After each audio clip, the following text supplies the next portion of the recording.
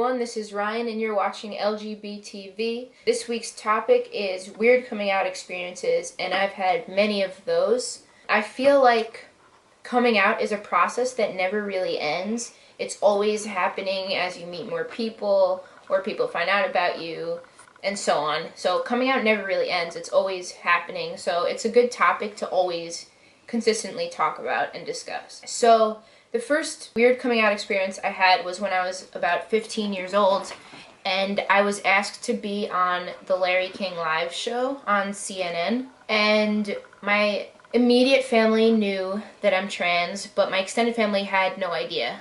So when I was asked to be on Larry King, they're like, you have to make up your mind in like 3 hours and get back to us and tell us if you want to be on the show. My mom was like, well, call your grandma and see what she thinks.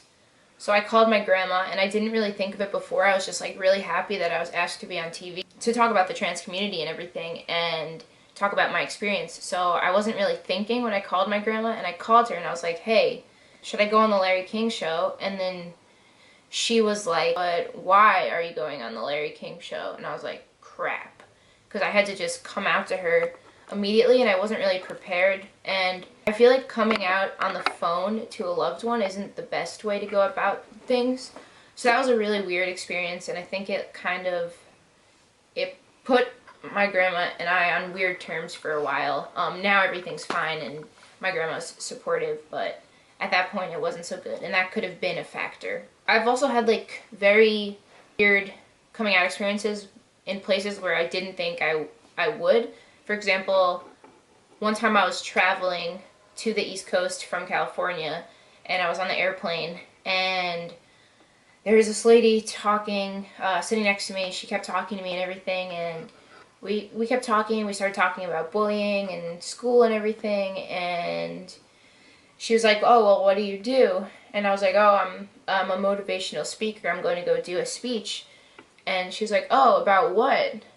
And I was like, bullying. And she's like, oh, what about? And she kept asking, and I was like, oh, I'm trans. And I just like had to say it.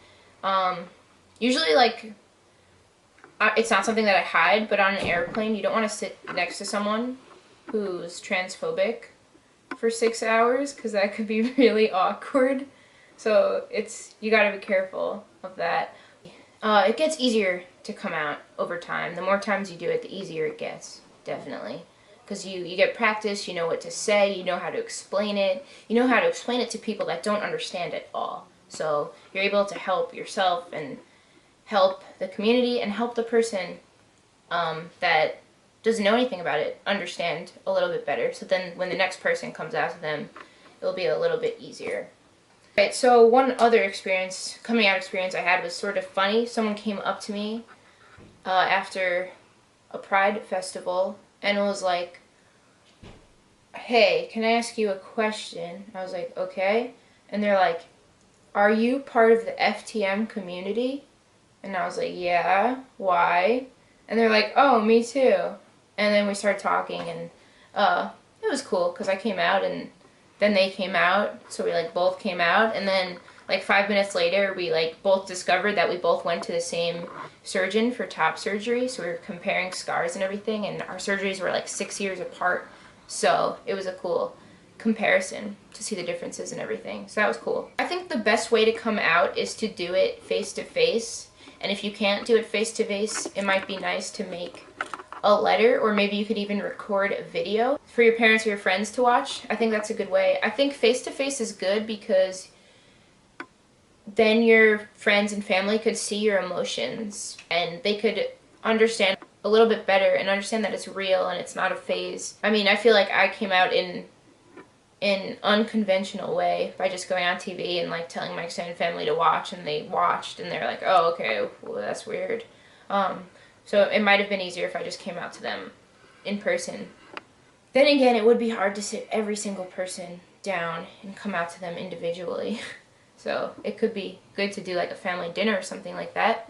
And it's always best to just be honest, be completely 100% honest with your friends and family. Tell them exactly how you're feeling and why you told them and why you want them to accept you and any struggles that you're having, and maybe they'll be able to offer help.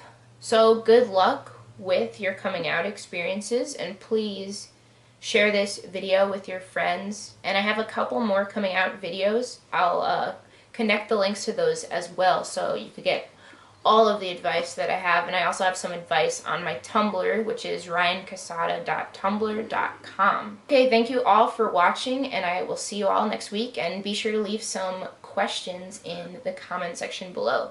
Bye, everyone.